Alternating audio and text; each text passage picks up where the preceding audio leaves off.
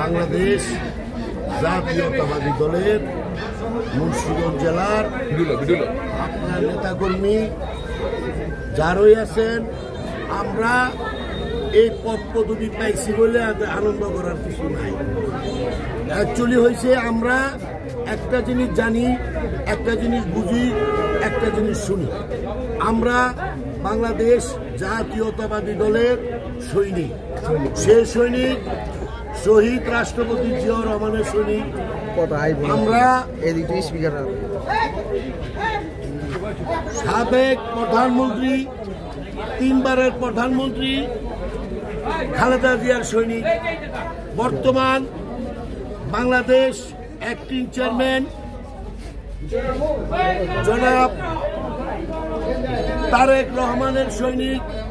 আমরা সেই সৈনিক হিসেবে আমরা এই মুন্সিগঞ্জ জেলার আমরা কার্যক্রম চালিয়ে যাইতেছি।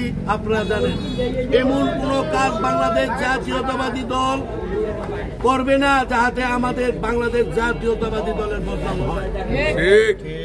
আরেকটি কথা বলি, না বললে হয়, এই মুন্সিগঞ্জ জেলা, মুন্সিগঞ্জ সদর এবং গজারিয়া মরহুম মনিরউদ্দিন চেয়ারম্যান, মরহুম মুন্না ফকির, এই মুন্সিগঞ্জ জেলা এই বাংলাদেশ জাতীয়তাবাদী দলের ধানের শীষের প্রতিষ্ঠাতা তারা 2 জন। এই 2 জন বাংলাদেশ জাতীয়তাবাদী দলের নেতা কর্মী যারা যারা অঙ্গ সংগঠন সহ অন্যান্য ইউনিয়নের আছেন, তারাই 2 জন পরিচালনা করে এই এলাকার মধ্যে ফসল তৈরি করেছেন।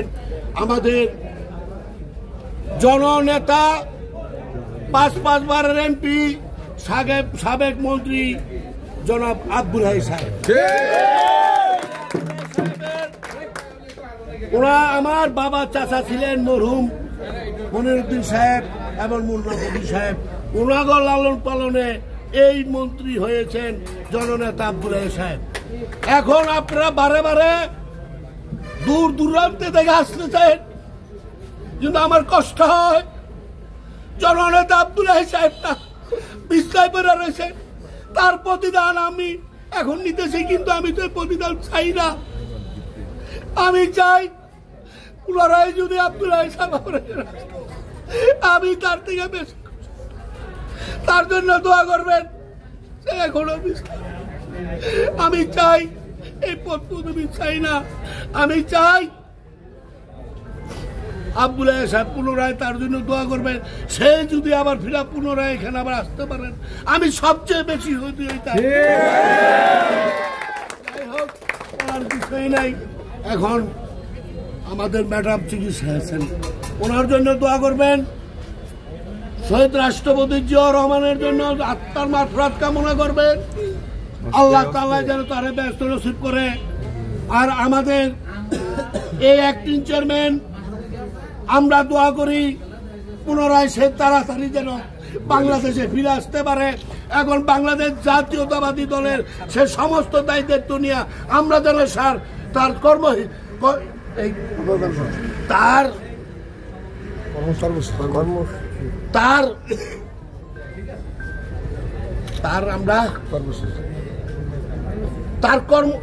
আমরা